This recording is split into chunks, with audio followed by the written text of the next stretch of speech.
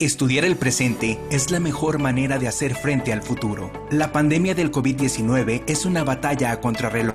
Las decisiones que se apoyen en la ciencia y el conocimiento serán las más efectivas ante esta contingencia. Los especialistas del Centro de Estudios Estratégicos para el Desarrollo de la Universidad de Guadalajara, creadores de Jalisco a Futuro, un instrumento que contribuye al desarrollo del Estado, ahora aplican sus conocimientos para darle respuesta a la pregunta ¿qué pasará en Jalisco después del COVID-19? De la mano de los especialistas y a lo largo de 18 reportes se analizan temas como salud pública, economía, discapacidad, política, salud mental, diversidad, educación, adultos mayores, seguridad, entre otros. ¿Qué herramientas tenemos como ciudadanos para hacer frente a esta problemática? ¿Cómo podemos armar un plan de relanzamiento de la economía? ¿Qué alternativas podemos impulsar desde los gobiernos, la iniciativa privada, las universidades y la ciudadanía en general para sortear este reto? Las mentes más brillantes de Jalisco y México se han reunido para dar sus respuestas a estas interrogantes y de esta manera juntos encontrar el mejor escenario para nuestro estado. El futuro podrá ser incierto, pero si nos preparamos tendremos la capacidad de salir adelante. Conoce más sobre las conclusiones de este estudio en el sitio jaliscoafuturo.mx. Universidad de Guadalajara. Bienvenidos nuevamente a este webinar que hacemos en la Universidad de Guadalajara los miércoles desde hace ya varios meses para poder discutir el impacto que ha tenido esta pandemia en nuestra vida cotidiana, en nuestra manera de organizarnos como sociedad, en nuestra manera de enfrentar los problemas sanitarios, los problemas económicos, los problemas psicológicos, las herramientas que nos estamos construyendo. Yo soy Ibabel Arroyo y voy a ser su anfitriona durante la próxima hora con 4 extraordinarios panelistas que el día de hoy van a hablar sobre, adivinen que hay inteligencia artificial, ya nada más eso nos faltaba, sobre cómo estamos cambiando el mundo, cómo está cambiando el mundo, cómo estamos diseñando nuevos elementos para poder enfrentarlo y elementos que incluso nos pueden llegar a trascender como especie, o por lo menos esas son algunas de las preguntas que nos hacemos, los temores que tenemos, quién va a tomar las decisiones, se van a hacer con algoritmos, los algoritmos nos van a ayudar a tener una mejor organización social. Sobre eso y más vamos a platicar el día de hoy en este webinar. Les recuerdo que ustedes pueden participar en la segunda parte desde la primera parte, por favor, a lo mejor luego por eso se tardan. Desde el principio pueden ustedes participar a través de las redes sociales de la Universidad de Guadalajara, de Canal 44, en YouTube, Twitter y Facebook, para que nos hagan llegar sus comentarios, sus preguntas, sus inquietudes, sus diferencias, su inconformidad con lo que estamos diciendo. Y también pueden ver este webinar a través de televisión abierta en la potente red de la Universidad de Guadalajara, en Canal 44. También ustedes pueden verlo a través de www.udg.mx, a través de la aplicación Hours Network, y por supuesto también se transmite en Radio Universidad de Guadalajara, a quien le agradecemos que nos apoye también con esta transmisión. Agradezco al equipo que hace posible este webinar. No quiero empezar sin agradecerles a ellos, a quienes están en la Coordinación General Académica, en la Coordinación General Administrativa, en la Vicerrectoría Ejecutiva y también en el Centro de Estudios Estratégicos para el Desarrollo. Como ven, es un gran equipo el que hace posible este webinar. Sin más preámbulo, le voy a dar la palabra a nuestro primer panelista. Ustedes ya lo conocen, no solo porque es profesor investigador de la Universidad de Guadalajara, en el Instituto de Políticas Públicas y Gobierno, sino también porque ya lo hemos tenido en este webinar. De hecho, él en un webinar anterior fue el que nos metió el gusanito ya de la inteligencia artificial. Y él es el doctor Edgar Rubalcaba, quien a partir de ahora será Edgar como todos los demás. Ya saben que en estos webinars todos nos hablamos de tú y por nuestro primer nombre, independientemente de las impresionantes credenciales académicas que cada uno de nuestros panelistas tiene. Edgar, ¿cómo estás? Bienvenido, muy buenos días. Hola, ¿qué tal? Ababel, gracias por el espacio. Qué gusto me da saludarte nuevamente y me gustaría que empezáramos, Edgar, si tú estás de acuerdo, con que nos platiques cómo está, bueno, primero habría que definir inteligencia artificial, ¿no? Para empezar, y cómo se está utilizando la inteligencia artificial en los gobiernos, en el sector público y específicamente, pues, para atender la epidemia. ¿Nos sirve, no nos sirve? ¿Nos debemos asustar? ¿Nos debemos de regocijar? ¿Cuál es tu perspectiva, Edgar? Gracias, Ababel. Bueno, gracias a la universidad por el espacio. Y bueno, como me toca hacer el primero, voy a tratar como dices, tratar de hacer una aproximación a qué entendemos por inteligencia artificial. Y bueno, para eso hay que tratar de entender inteligencia artificial como, como estas máquinas que buscan imitar el comportamiento humano. O sea, buscan hacer cosas que nosotros hacemos de forma fácil, digamos. Nosotros como especie humana, ¿qué hacemos de forma fácil? Bueno, pues nos comunicamos, recordamos, tomamos decisiones, sabemos qué hicimos ayer, vamos a la tienda y es fácil para nosotros comprar unas papitas o algo así. Y eso es lo que busca replicar la inteligencia artificial. O sea, tratar de imitar la forma en que nosotros pensamos y actuamos para ellos, digamos, tratar de hacer lo mismo. O sea, son máquinas que aprenden y a partir de ese conocimiento adquirido, pues tienen la capacidad de llevar a cabo acciones o proponer decisiones, etcétera. Entonces, así podemos entender, digamos, de una forma muy genérica, obviamente es un tema complejo, pero eso es lo que es la inteligencia artificial. Y bueno, a partir de la inteligencia artificial, como concepto genérico, tenemos una serie de técnicas que utiliza la inteligencia artificial para llevarse a la praxis, pues. Y digamos, las más populares o las que en la inteligencia artificial han cobrado últimamente mayor auge, pues es el machine learning y el deep learning. Pero también hay otras como, no sé, reconocimiento de voz, segmentación de imágenes, etcétera. Y una característica que tiene la inteligencia artificial es que utiliza como ecuación o modelo matemático los algoritmos para, digamos, pensar o imitar a los humanos. Los algoritmos son procesos diseñados para resolver problemas. Es la forma más fácil de poderlos entender. Es como, un algoritmo es algo similar como una receta de cocina, por ejemplo. Ya ves que una receta te dice, bueno, primero pones a hervir el agua, después le agregas tal ingrediente, esperas tanto tiempo y todo. O sea, una serie de procesos sistemáticos diseñados para tener un resultado. Así es como funcionan estos algoritmos, pues, que es una palabra que cada vez vamos a escuchar más y que muchos ya habrán escuchado. Y bueno, esto de la inteligencia artificial también llega a los gobiernos, que es en lo que yo tengo un interés principal en investigación. Y actualmente ya vemos que en los gobiernos se utiliza para mejorar los servicios públicos, para hacer tareas mecánicas o orientar, digamos, en la toma de decisión a los empleados públicos, incluso toman decisiones ya las máquinas para seleccionar los empleados públicos. En China es famoso porque tienen un proceso, algunas administraciones, donde a partir de un algoritmo que te analiza, te dicen, bueno, qué tan pertinente eres para el empleo, ya en el sector público, no se diga en el sector privado también. En este sentido, detectar fraudes, por ejemplo, de prevenir la corrupción, también es algo que ya están desarrollando ciertos algoritmos, el análisis de datos para la rendición de cuentas, el sistema, tanto no solo en el ejecutivo, sino en el legislativo y judicial, ya hay avances y experiencias de que usan la inteligencia artificial en el desarrollo de políticas públicas para implementar programas públicos. También ya hay robots que están llevando a cabo procesos de inteligencia artificial y algorítmicos para, digamos, tomar decisiones de políticas públicas o auxiliar robots que ayudan a los gobiernos para tomar y desarrollar políticas públicas.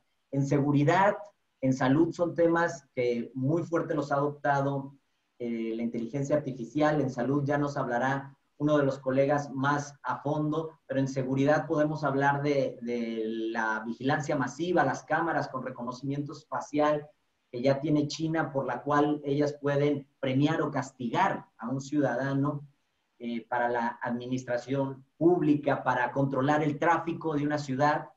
También se utilizan mucho cámaras, sensores que monitorean para facilitar las vías de tráfico, prevenir seguridad también, hacer las ciudades más inteligentes, este concepto de Smart City que tiene mucho que ver o que se ayuda mucho de la inteligencia artificial. Y con esto lo que quiero decir es que la inteligencia artificial no es un tema subjetivo, no es un tema espiritual o algo así, es un tema material, palpable, nos está afectando a todos, está cambiando nuestras percepciones, la forma en que hacemos nuestros procesos de producción, la forma en que pensamos, que nos emocionamos, que sentimos, también ya está condicionada por algoritmos y por el uso de inteligencia artificial. Hace poco veía un documental que acaba de salir de Netflix que se llama Dilema de las redes sociales y ya dicen ahí muchos personas importantes que la inteligencia artificial ya controla el mundo. O sea, no es de que lo va a controlar, sino que ya está disponiendo y ya está transformando nuestra sociedad. Entonces, con todo esto podemos decir que la inteligencia artificial viene a modificarlo todo, a manipular de una forma que no nos imaginamos todo el comportamiento. Cambia o está por cambiar la relación de gobierno y ciudadano. Y bueno, hay algunos retos que viene a enfrentar la inteligencia artificial, como si va a confiar la gente en el uso de inteligencia, si va a aceptar que se cambien máquinas por humanos en los trabajos, en el empleo público, si vamos a tener la capacidad de la seguridad de los datos, si los algoritmos, o sea, esta parte normativa, no, todavía no estamos regulados, ya hay naciones que están avanzando en esto, México no es una de ellas, pero que ya están regulando este tipo de prácticas, si vamos a tener la capacidad de, como gobiernos, de controlar, utilizar la inteligencia artificial, o si vamos a necesitar de las empresas, si vamos a subcontratar a Google, a Facebook para que nos ayuden a gobernar. Entonces, a que a partir de esto hay riesgos, y el riesgo es la manipulación. Manipulación, por ejemplo, el caso de Cambridge Analytica, y con esto cierro esta parte, de cómo pone en riesgo la democracia como tal, porque al haber grandes compañías que con algoritmos, inteligencia artificial, controlan nuestras preferencias, ya no solamente comerciales, sino políticas, entonces ahí se habla de un problema serio con la democracia. Y bueno, hasta aquí lo dejo para dar paso.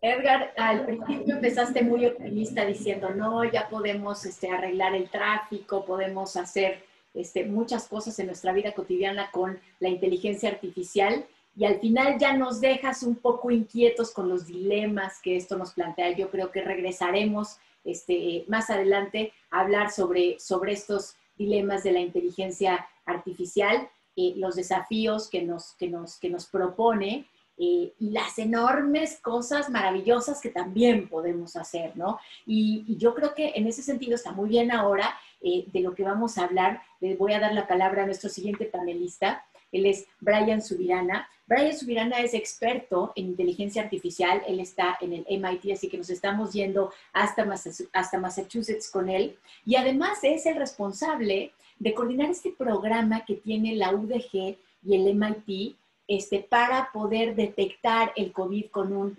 algoritmo. A lo mejor alguno de ustedes ya lo ha utilizado. Ahorita me corriges, Brian, pero me parece que es en el que toses, ¿verdad? Y entonces se detecta a través de tu tos con un algoritmo si corres riesgo o no de tener el virus en tu cuerpo. Brian, ¿cómo estás? Muy buenos días, bienvenido. Platícanos de la inteligencia artificial específicamente usada en esto, en medicina. Y bueno, y de lo que quieras. Si le quieres meter más muy bien. Muchas gracias, y muchas gracias a Edgar también por la introducción. Yo, igual que él ha hablado un poco de lo que puede hacer inteligencia artificial, yo por contraste voy a hablar de lo que no puede hacer inteligencia artificial y lo que estamos intentando que haga. Y eso un poco, yo cuando hice el doctorado, que se llama el desierto de inteligencia artificial, porque fue un periodo en el que no conseguimos nada, pero que se desarrollaron muchas teorías que luego se han utilizado, y estaba Marvin Minsky, que es el fundador un poco del campo, y él decía que inteligencia es lo que no hacen las máquinas. Hoy en día uno piensa que la aritmética no hay que ser inteligente para sumar y restar, porque pues, lo hacen las máquinas, ¿no? Y ahora, claro, como se está viendo que las máquinas, como decía Edgar, lo están empezando a hacer todo, se está revisando, ¿no? Y entonces unos hablan, bueno, hay la inteligencia especializada, y hay la inteligencia generalista. Y la inteligencia generalista es la que tenemos las personas, y la especializada es de alguna manera la que las máquinas pueden llegar a utilizar. Y entonces yo en el tema de medicina me gustaría poner un poco en perspectiva lo que se puede hacer y lo que no se puede hacer, y para poner en valor lo que está UDG y MIT intentando hacer conjuntamente. Y yo creo que es un proyecto muy ambicioso en el que creo que muchos de los que nos están oyendo han participado, pues es un proyecto de crowdsourcing en el que se cabe todo el mundo.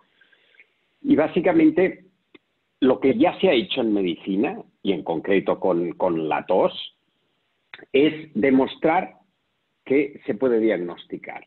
Y hay no cientos ni miles, decenas de miles de artículos de cómo la inteligencia artificial, en teoría, puede hacer las cosas mejor que el hombre, ¿no? Puede diagnosticar mejor que el hombre.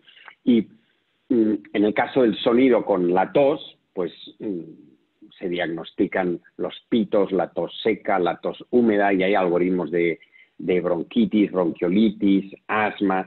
Todo esto se ha podido demostrar. Y nosotros, el reto que nos pusimos es, ¿podemos de alguna manera detectar la tos de COVID versus la tos de no COVID? Solo con el sonido. Y ya habíamos demostrado a principios de año que podíamos detectar el Alzheimer solo con 6 segundos de voz, una cosa que no puede hacer ningún humano. Y para intentar dar un poco de intuición de por qué la inteligencia artificial va más allá y de golpe se convierte en sobrehumana, y esto es un poco lo que puede dar lugar a temor, que yo es una cosa que la tengo, porque igual que en la agricultura, o sea, antes vivíamos de este señor, de este músculo, pero claro, luego vinieron los tractores y nos lo sacaron. Bueno, ahora nos quedan las manos, el desplazarnos y la cabeza, pero bueno, esto también es un músculo y tampoco tiene mucho tamaño.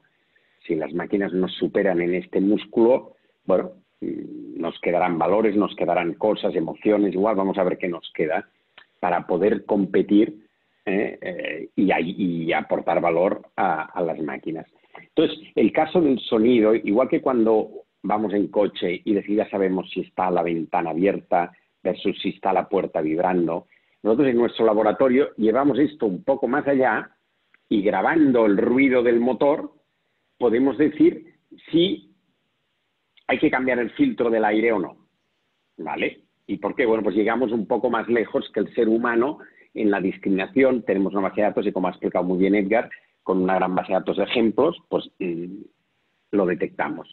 Bueno, pues la sorpresa ha sido, y esto es un artículo que se va a publicar en las próximas semanas, que ya está aceptado, es que con el ruido de la tos pillamos sobre todo a los asintomáticos, que es como un gran problema, porque si solo hubiera sintomáticos, pues sería más fácil controlar la COVID. El problema es que los asintomáticos lo distribuyen. ¿Qué pasa? Que los asintomáticos resulta, y hay otro grupo de investigación en MIT que ha hecho un modelo de todo el sistema de voz, resulta que es como del filtro del aire, es como si se les atascara el filtro del aire. Bueno, el coche sigue funcionando, pero hace un ruido diferente. Pues nosotros lo pillamos esto, y ese es un trabajo que gracias a Carlos Iván y a muchas de las personas que están aquí y al rectorado y muchas personas de UDG, que seguro que ahora me olvidaría alguna, o sea que no las voy a mencionar a todas, pero luego también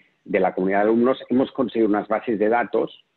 Y ahora lo que queremos hacer, que inteligencia artificial no ha hecho nunca, y aquí vamos al salto que queremos hacer, porque hasta ahora demostrar que los asintomáticos se detectan, bueno, eso se ha hecho con el cáncer y con muchas cosas. Lo que queremos es que esto sea útil.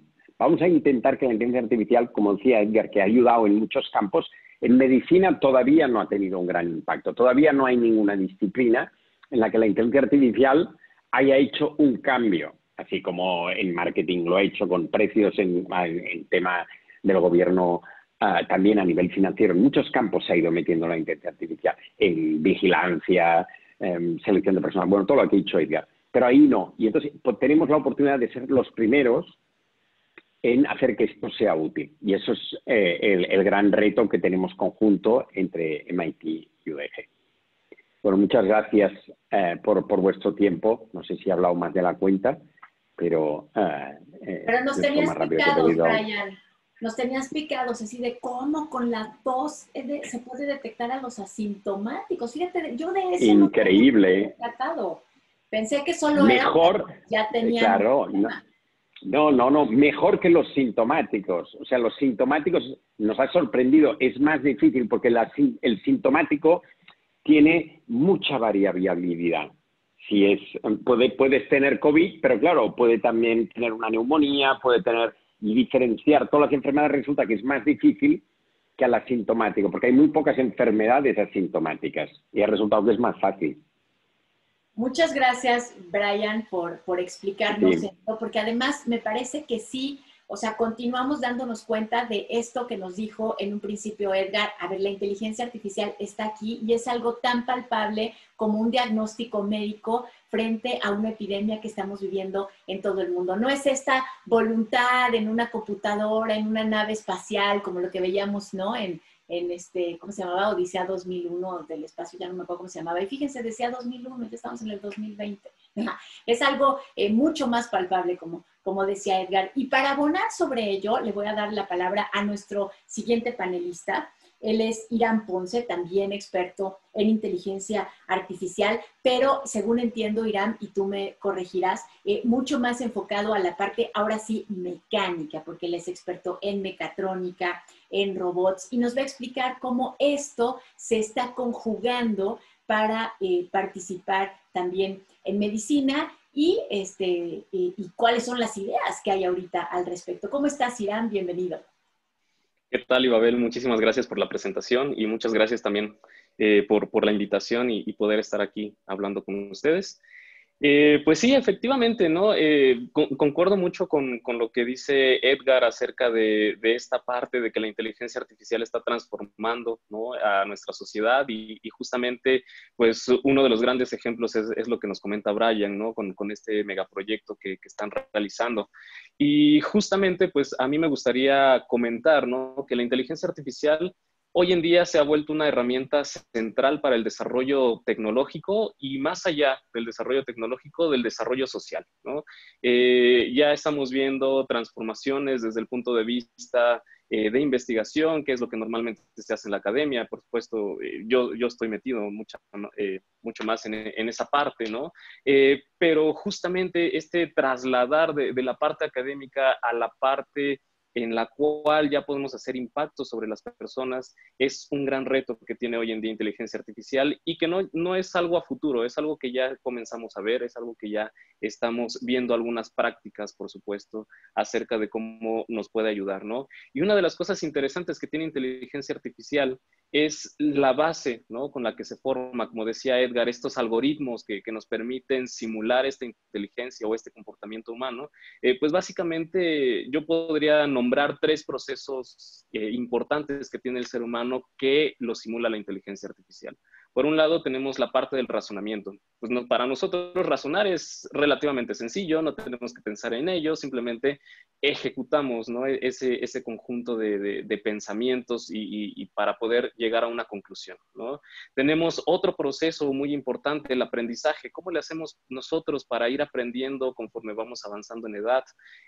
Lo vamos haciendo de diferentes maneras. Ya, por ejemplo, los bebés, ¿no?, comienzan a aprender de manera, pues, digamos, simple al estar observando, al estar interactuando con las diferentes cosas que hay alrededor.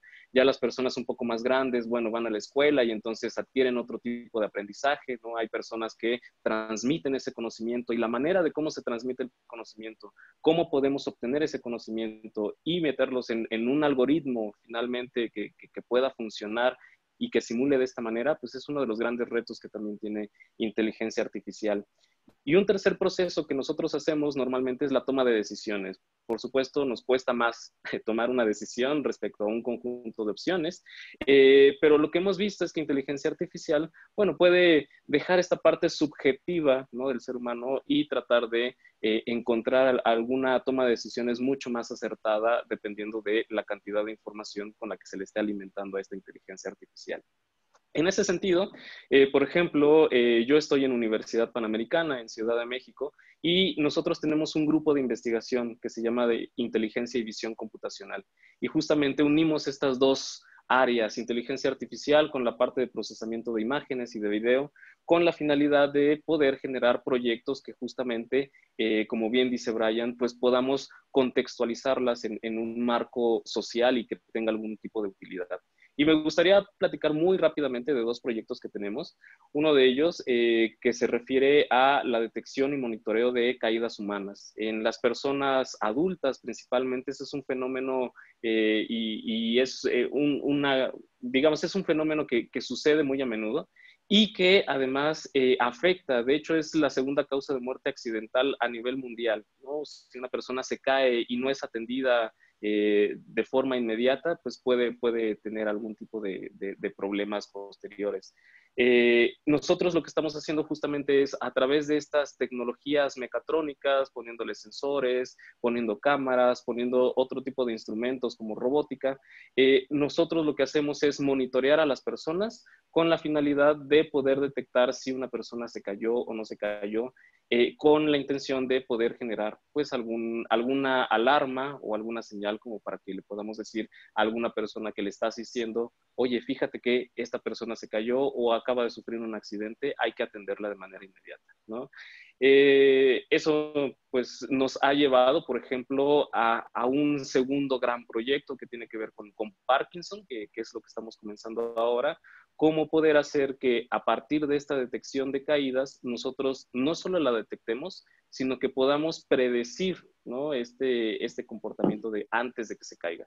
Y con la finalidad de, pues, poderle dar algún tipo de retroalimentación a la persona antes de que pueda, digamos, sufrir el accidente. Entonces, pues, es uno de los proyectos en los que estamos haciendo, que evidentemente tiene inteligencia artificial por toda la cantidad de información que nosotros podemos poner ahí. Una de las cosas interesantes que nos llevan estos proyectos justamente es que algo importante es que la actividad, ¿no?, académica y la actividad de investigación debe unirse de alguna manera con el sector social. Y desde otra perspectiva que yo tengo, ¿no? Desde otro cargo, estoy en la mesa directiva de la Sociedad Mexicana de Inteligencia Artificial, pues nosotros lo que buscamos es justamente esta divulgación y de alguna manera esta relación entre la academia y la industria con la finalidad de que proyectos de inteligencia artificial salgan a la luz y puedan ayudar a la sociedad. Pues nada más para finalizar mi participación, me gustaría decir que la inteligencia artificial efectivamente es una herramienta que hoy tenemos tecnológica que nos va a ayudar a hacer este proceso de desarrollo social, pero efectivamente hay que buscar ciertos dilemas, hay que buscar pues también la contraparte de cómo no utilizar, ¿no?, inteligencia artificial con la intención pues de finalmente mejorar nuestra calidad de vida. Él es el doctor Irán Ponce, ya lo escucharon ustedes, él es profesor investigador de la UP y ahora me entero que además miembro de la Sociedad Mexicana de Inteligencia Artificial. Gracias, Irán. A mí me sigue sorprendiendo muchísimo algo que tendría que estar tan normalizado, porque además no es nuevo, es algo que se ha hecho en el conocimiento desde hace mucho tiempo, pero es esto de que un ingeniero nos hable de desarrollo social. A mí me sigue sorprendiendo y tendría que ser tan normal, ¿no? Ahora le voy a dar la palabra a nuestra siguiente panelista. Y fíjense, ahorita que estábamos hablando de desarrollo social, pues ahora nos regresamos de la parte más científica dura, digamos, a la parte más de las ciencias sociales con Constanza Gómez Montt. Ella es fundadora y CEO de C-Mind. C-Mind es una especie de think tank y ella es experta en desarrollo ético, derechos humanos, transparencia, y justamente sobre eso nos va a hablar, sobre la ética, Constanza, de esto de lo que estamos hablando, los problemas que nos plantea la posibilidad de utilizar la inteligencia artificial justamente para el desarrollo social. ¿Cómo estás, Constanza? Muy bien, gracias, Isabel. Gracias por las introducciones. Para complementar lo que hacemos desde C-Minds, en C-Minds estamos muy interesados y interesadas en ver la intersección entre la tecnología, la sociedad y el medio ambiente. Y justamente muchos de los temas que tanto Edgar, Irán, Brian comentaron, de preguntarnos como ecosistema tenemos esta capacidad de unas tecnologías basadas en inteligencia artificial. Ahora, ¿cómo podemos asegurar que tenemos el potencial máximo justamente para ayudarnos como ecosistema, especialmente en México y Latinoamérica, donde hay tantas deficiencias sociales? ¿Cómo podemos utilizar estas nuevas tecnologías encausadas a desarrollo social, a desarrollo económico, desde una forma ética? Si bien sabemos que la inteligencia artificial tiene un potencial enorme, lo que estamos viendo cada vez más, y en donde me entusiasma porque cada vez veo un debate más abierto y más honesto de la industria y de las personas que nos deberíamos involucrar todos, porque nos concierne a todos, es cómo podemos mitigar los riesgos que existen en estas tecnologías y que no pasemos como unos entes silenciosos en el desarrollo y la transformación tecnológica, sin cuestionarnos como sociedad en dónde estamos parados en utilizar estas nuevas tecnologías en una forma que respeten y promuevan derechos humanos en su corazón de parte de su diseño.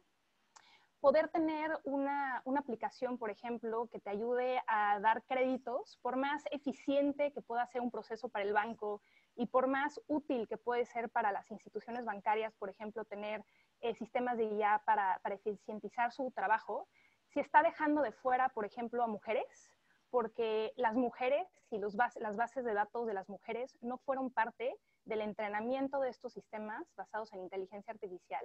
Entonces, por supuesto, está resolviendo ciertas cuestiones de eficiencia, pero la pregunta final, en temas de equidad de género, en temas de inclusión financiera, en temas de derechos humanos, no necesariamente está atendida. Y es un área que desde C-Minds estamos abarcando no nada más a nivel local, acompañando procesos de gobierno para un entendimiento mucho más profundo acerca de cómo poder coordinar y qué significa gobernar de forma abierta estos temas, porque definitivamente tienen que ser procesos abiertos en donde estas decisiones no se tomen por un sector, sino que se tomen en consenso a partir de un diálogo profundo de las necesidades, de las oportunidades y también los riesgos que hay para poder asegurarnos como ecosistema que en efecto una tecnología tan transformadora está utilizada para el bien social. En el contexto COVID, de las cosas que hay un dato que casi me caigo de la silla, ¿no? Cuando lo leí en un reporte McKinsey, también del Foro Económico Mundial, que en las últimas 8 semanas hemos acelerado lo que íbamos a acelerar en los siguientes 10 años en temas de transformación digital en los países. Y creo que esto lo hemos visto todos, desde no nada más en nuestros propios ámbitos, nosotros que estamos, por ejemplo, los panelistas que nos dedicamos a este tema, pero creo que es muy fiel decir que absolutamente el mundo entero ha visto cómo el desarrollo tecnológico en los últimos meses ha sido exponencial dado el contexto de COVID.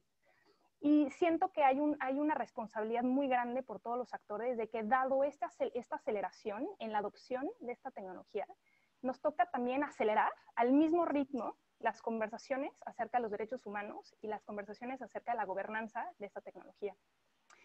En temas de COVID, por ejemplo, rescato dos, ¿no? En las aplicaciones que hemos visto que han salido en temas de rastreo, por ejemplo. Hay dos consideraciones éticas que como ecosistema siento que nos ha faltado profundizar. Uno, porque definitivamente una pandemia, pues en lo que más estamos preocupados es en estar bien como ecosistema y en nuestra salud, por supuesto. Sin embargo, hay dos consideraciones que creemos desde C-Minds que todavía necesitamos profundizar fuertemente. El primero es el tema de privacidad, ¿no? Hay esta pregunta en donde yo creo personalmente que es una falsa dicotomía, ¿no? Entre la innovación y la rapidez y sacrificar la privacidad y la transparencia de cómo estamos haciendo las cosas.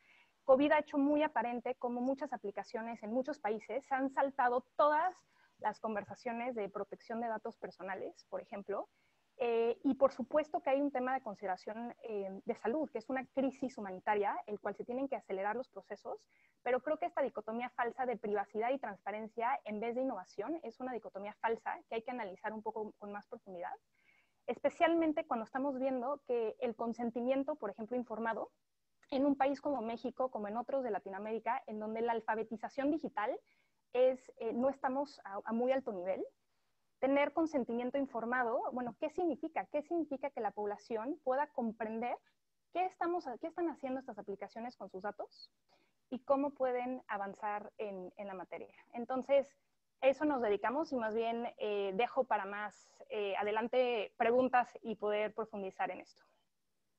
Gracias, Constanza. Fíjate qué interesante lo que nos estás planteando ahorita, o sea, el hecho de que estemos utilizando estas nuevas herramientas que nos ayudan a potenciar nuestra capacidad para enfrentar problemas, también cómo nos pueden generar otros problemas. Y sobre eso quiero hablar con Edgar, sobre los problemas que nos puede generar desde el ámbito gubernamental el utilizar la inteligencia artificial. Si nos puedes dar un ejemplo concreto de alguna cosa que recuerdes que hayas estudiado sobre esto, Edgar, te lo agradecería muchísimo.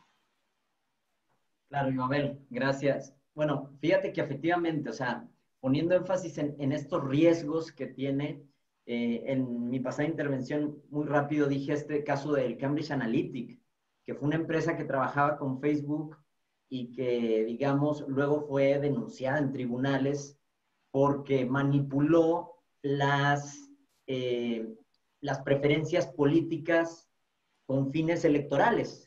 Y luego se vio que Estados Unidos con Trump no era el único caso, sino que ya lo hacían en otros países normalmente menos desarrollados, pero que Facebook penetra tremendamente para manipular esa cuestión, y es un riesgo que pone la democracia. O sea, hay riesgos, también se hablan los tecnólogos de que caigamos en obediencia tecnológica, o sea, que perdamos el control como tal y que vayan a ser máquinas las que vayan a empezar a tomar el control de nuestra sociedad o dirigir, digamos, hasta los gobiernos en determinado caso, que dominen la toma de decisiones, que ya sean máquinas las que estén.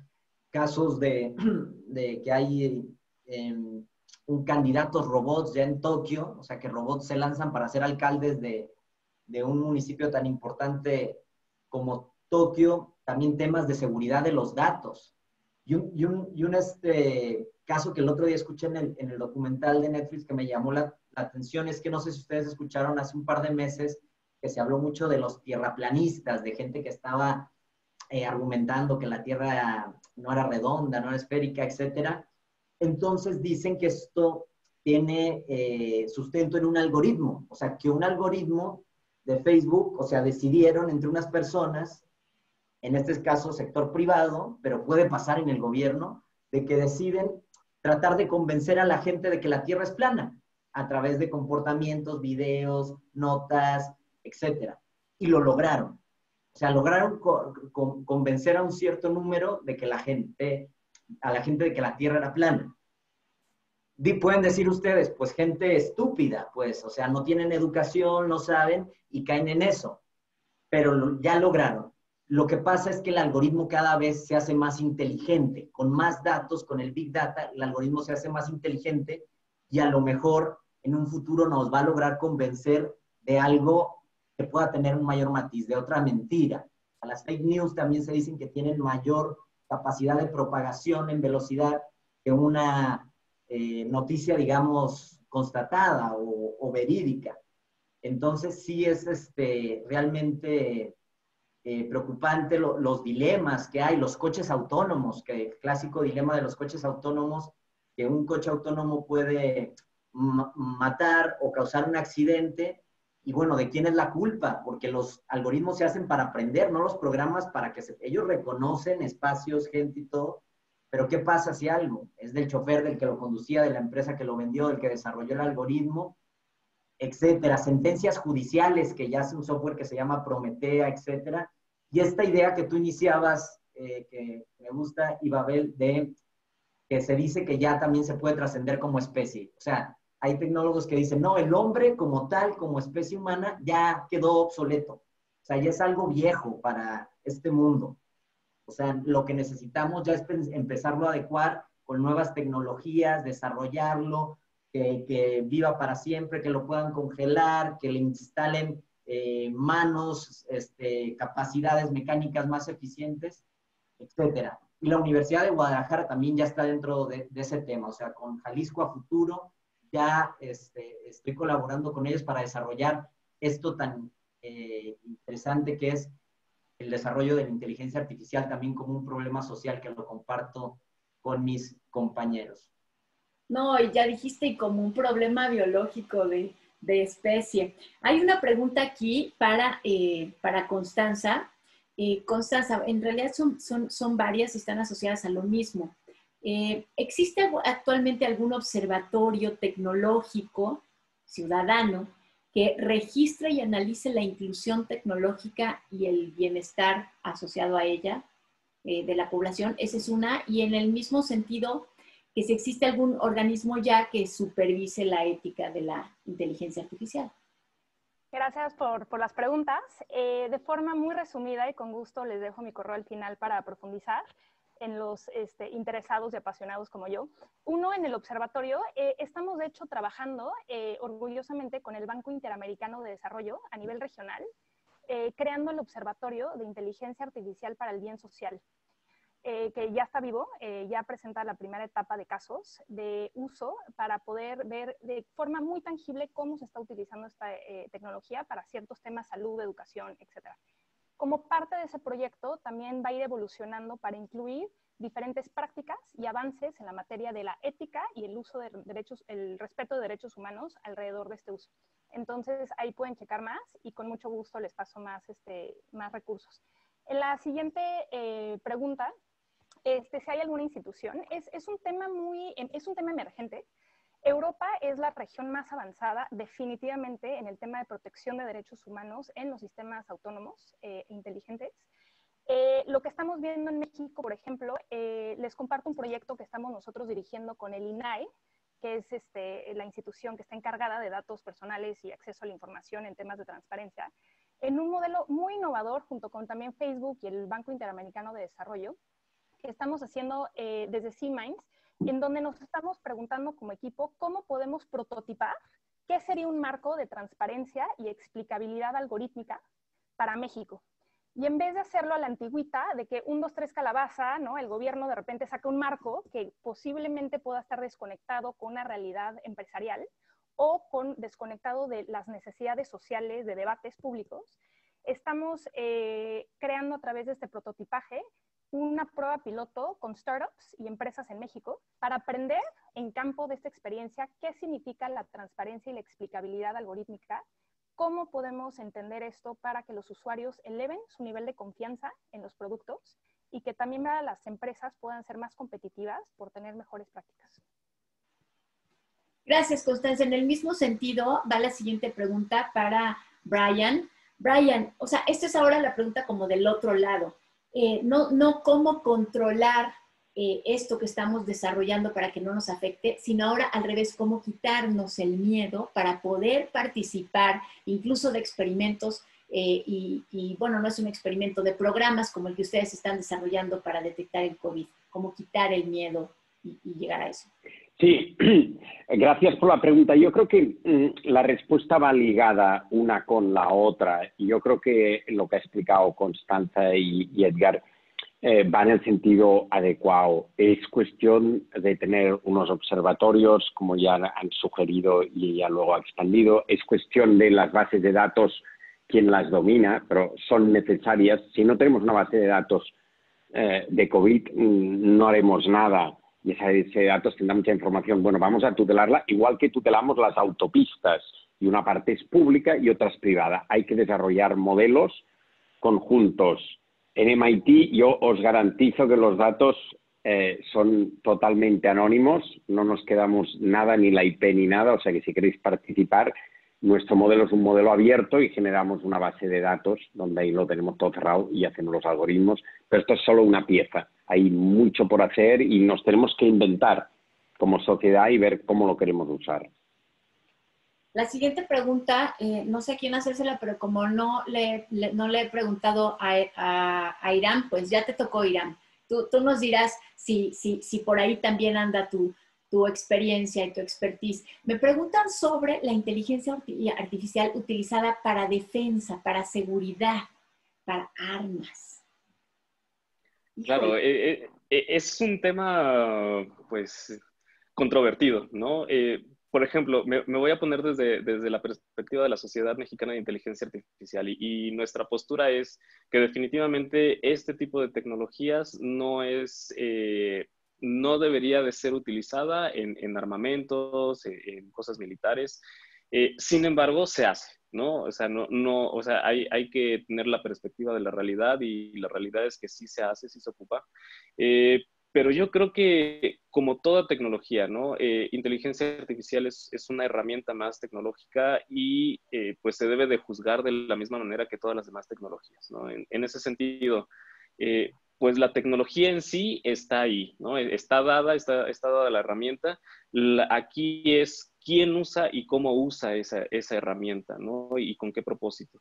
En ese sentido, pues yo diría, más bien aquí involucraría esta parte ética que obviamente pues todavía estamos en pañales y como decía Constanza, ¿no? Es este el momento en el que deberíamos de realmente reforzar estas pláticas, ¿no? Y esta concientización de cómo utilizarlo, porque definitivamente algo que sí no podemos comparar a la inteligencia artificial con otro tipo de tecnologías es que esta tecnología está rebasándonos, ¿no? En el sentido de que es frenética la manera en cómo se está desenvolviendo, ¿no?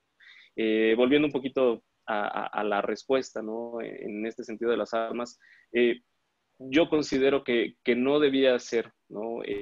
Utilizada en ese sentido, que tiene, por supuesto, dilemas éticos profundos, ¿no? Los cuales sí hay que mirar y hay que detenerse a pensar y hacer políticas y regulaciones en ese sentido, ¿no? Yo creo que es lo más importante dentro de esta área. Gracias, muchas gracias, Iram. Edgar, me preguntan también ahora en términos de educación, que si alguien está interesado en la inteligencia artificial, ¿estudia inteligencia artificial o puede estudiar medicina y luego clavarse en temas de inteligencia artificial? ¿O dónde está la inteligencia artificial ahorita en nuestras universidades? Qué buena pregunta.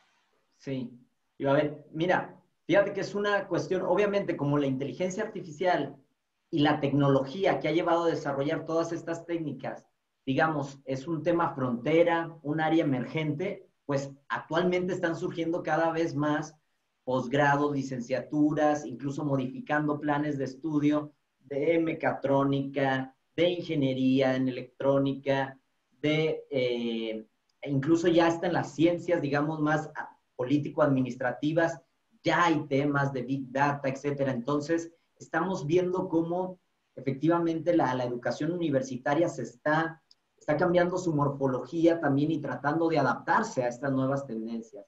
En CUSEA, hace un par de años ya tienen una maestría en Big Data, que tiene mucho que ver con la inteligencia artificial. Entonces, desde ahí podemos ver cómo cada vez va, pero sin duda me queda claro que este va a ser un tema transversal.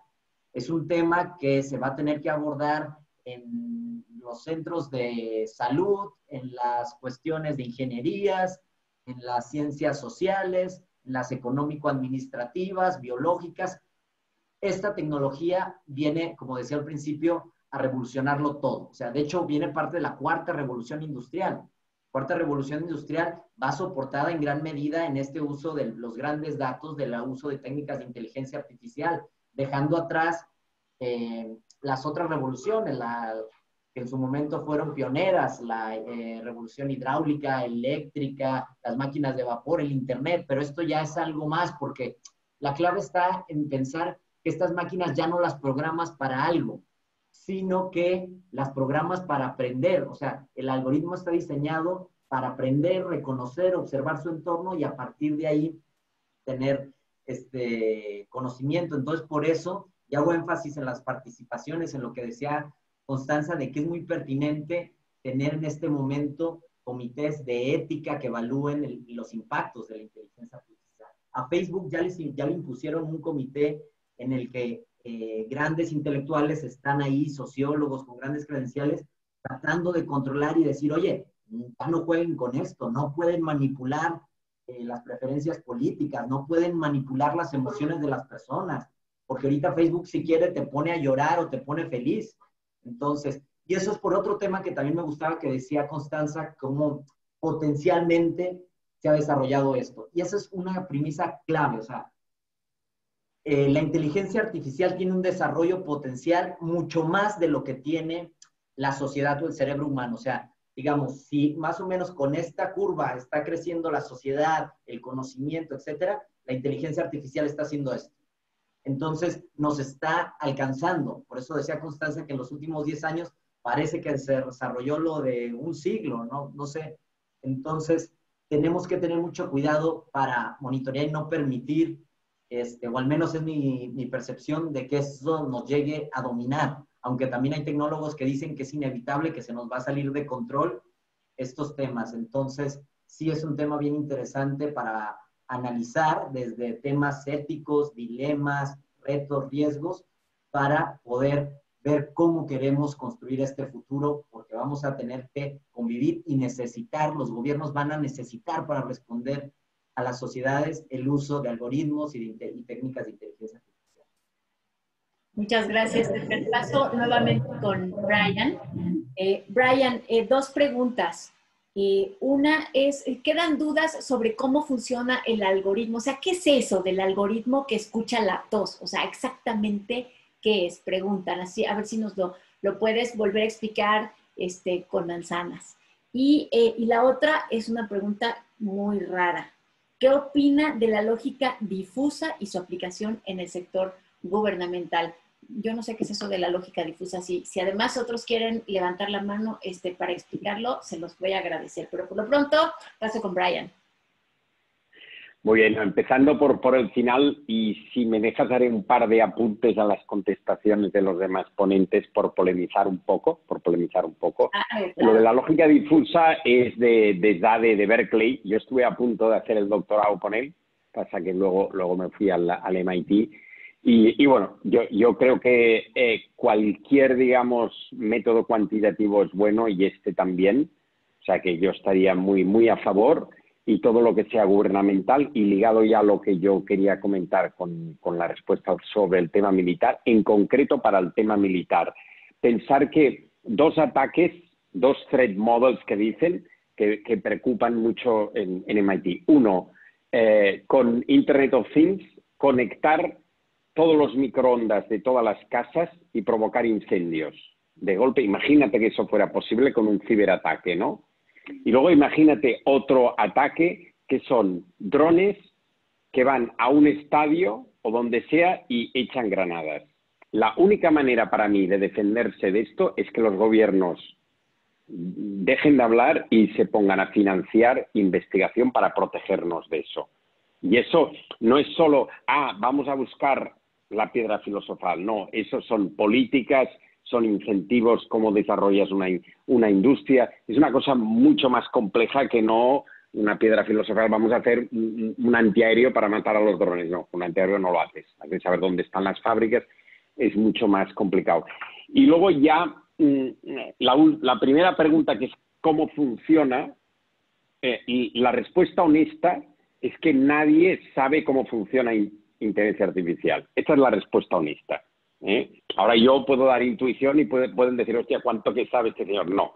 O sea, desde Santiago Ramón y Cajal, que ganó el premio Nobel y que descubrió las neuronas, esto al final son unas neuronas que aprenden con unos algoritmos que no tendrían que funcionar. O sea, los algoritmos que se utilizan como backpropagation podemos demostrar fácilmente que no deberían funcionar.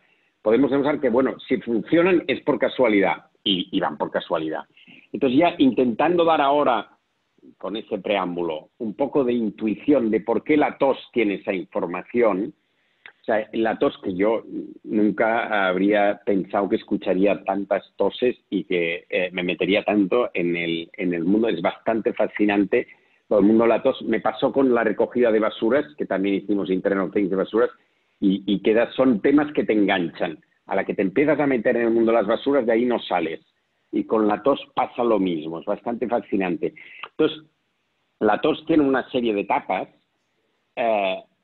y tiene que ver, que es otra cosa que a mí me ha sorprendido, una persona sana tose más fuerte, aunque sea forzado, que una persona que no esté sana.